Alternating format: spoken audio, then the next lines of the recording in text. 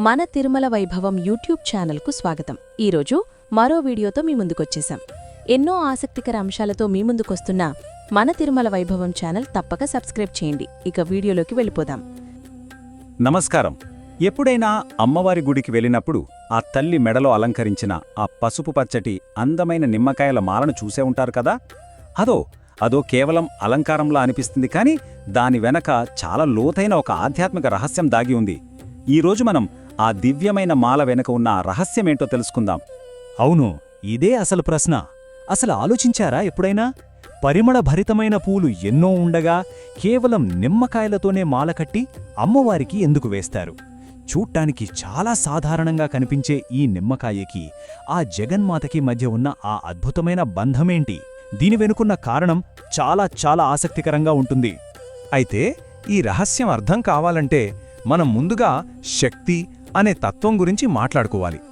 దుర్గా, కాళీ, మన గ్రామదేవతలు, ఇలా మనం ఏ రూపంలో కొలిచినా వీళ్లందరూ ఆ ఆదిపరాశక్తి స్వరూపాలే. పురాణాల ప్రకారం చూస్తే నిమ్మకాయ అనేది ఈ దైవికమైన శక్తికి ఒక ప్రతీక అన్నమాట. అందుకే శక్తి స్వరూపిణి అయిన అమ్మవారికి నిమ్మకాయల మాల అంటే అంత ఇష్టం. అసలు నిమ్మకాయలో ఒక అద్భుతమైన ఆధ్యాత్మిక శక్తి దాగి ఉందండి. ఏంటంటే అది మన చుట్టూ ఉండే నెగటివ్ ఎనర్జీని, అంటే దిష్టి, చెడు ప్రభావాలు, ఇలాంటి వాటన్నిటినీ ఒక స్పాంజ్ లాగా టక్కున తనలోకి లాగేసుకుంటుంది. అందుకే దీన్ని ఒక సహజమైన రక్షణ కవచంలా చూస్తారన్నమాట. దీని వెనుక ఒక పౌరాణిక కథ కూడా ఉంది.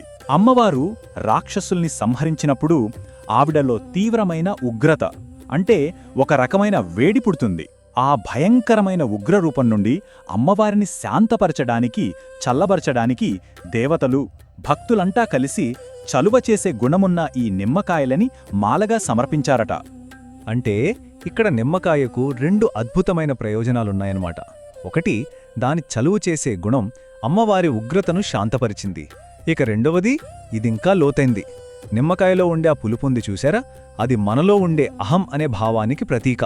మన అహంకారాన్నే ఆ తల్లికి సమర్పించినప్పుడే కదా ఆమె అనుగ్రహం మనకు దక్కేది. సరే, ఈ మాల వెనుకున్న ఇంత శక్తివంతమైన అర్థాన్ని తెలుసుకున్నాం కదా. మరి ఈ పవిత్రమైన మాలను ఎలా తయారు చేయాలి, అమ్మవారికి ఎప్పుడు సమర్పించాలి, ఆ నియమాలేంటో ఇప్పుడు వివరంగా చూద్దాం. సాధారణంగా చూస్తే భక్తులు తమ మొక్కుబళ్లను బట్టి 11, 21 లేదంటే 51 నిమ్మకాయలతో మాల కట్టివేస్తూ ఉంటారు. అయితే 108 నిమ్మకాయలతో కట్టిన మాల అత్యంత శక్తివంతమైనదిగా, ఇంకా చెప్పాలంటే సంపూర్ణ ఫలాన్నిచ్చేదిగా భావిస్తారు. అయితే ఈ మాలని ఎప్పుడు పడితే అప్పుడు కాకుండా కొన్ని ప్రత్యేకమైన రోజుల్లో, సమయాల్లో సమర్పిస్తారు. శుక్రవారం ఉదయం పూట సమర్పిస్తే సౌభాగ్యం, లక్ష్మీ కటాక్షం కలుగుతాయని నమ్ముతారు. ఇక మంగళవారం రోజున చాలామంది అశుభ సమయం అనుకునే రాహుకాలంలో దుర్గాదేవికి ఈ మాల వేస్తే రాహుగ్రహ దోషాలు, ఎలాంటి ఆటంకాలైనా సరే తొలగిపోతాయని ఒక బలమైన నమ్మకం. అలాగే ఆదివారం రోజున దిష్టి, శత్రువుల నుంచి రక్షణ కోసం ఈ మాలను సమర్పిస్తారు. ఈ మాలను తయారు చేసేటప్పుడు కొన్ని నియమాలు పాటించడం చాలా ముఖ్యం. ఎప్పుడూ కూడా తాజాగా, మచ్చలు లేకుండా శుభ్రంగా ఉన్న కాయల్ని ఎంచుకోవాలి. గుచ్చడానికి వాడిన సూదిని మళ్లీ వాడకుండా ఒక కొత్త సూదిని ఉపయోగించాలి. ఎరుపు రంగు దారంతో ఎంతో భక్తి శ్రద్ధలతో ఈ మాలను అల్లి అమ్మవారికి సమర్పించాలి. ఇక్కడే అసలైన, చాలామందికి తెలియని ఒక కీలకమైన విషయం దాగి ఉంది. అమ్మవారికి అంత భక్తితో సమర్పించిన నిమ్మకాయల మాలను తీసేశాక ఏం చేయాలి?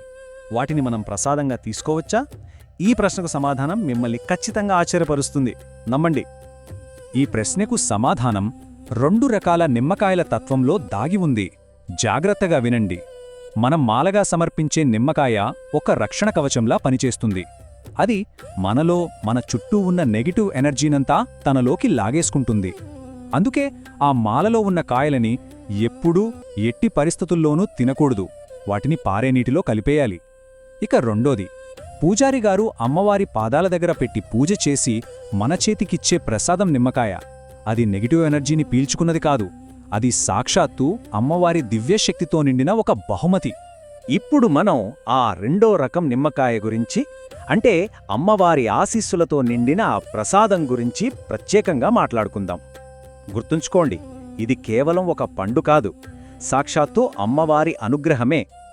ఈ ప్రసాదాన్ని చాలా రకాలుగా ఉపయోగించుకోవచ్చు తెలుసా. రాత్రిపూట భయాలు పీడకలలతో ఇబ్బంది పడేవాళ్లు దీనిని తలగడ కింద పెట్టుకుంటే ధైర్యం వస్తుంది. దీని రసాన్ని కొద్దిగా నీటిలో కలుపుకుని తాగితే శరీర శుద్ధి జరిగి ఆరోగ్యం చేకూరుతుంది.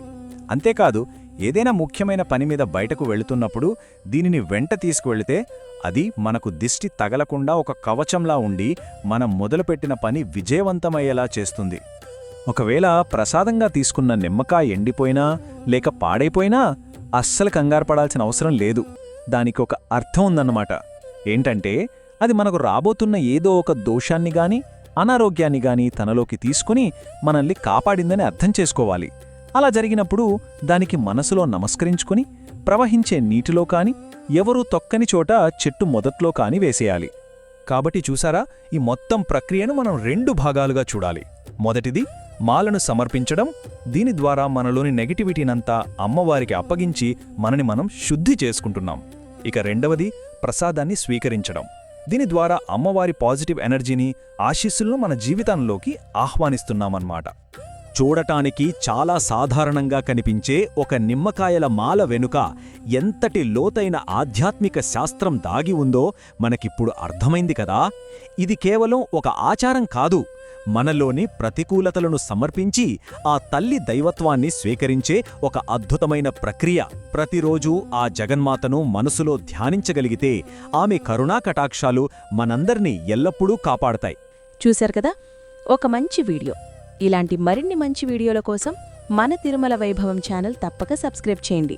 మరియు ఈ వీడియో కూడా లైక్ మరియు షేర్ చేయండి. అన్నట్టు క్రింద డిస్క్రిప్షన్లో ఉన్న మన వాట్సాప్ ఛానల్ తప్పక ఫాలో అవ్వండి. అక్కడ మరిన్ని ఆసక్తికర విషయాలు తెలుసుకోవచ్చు.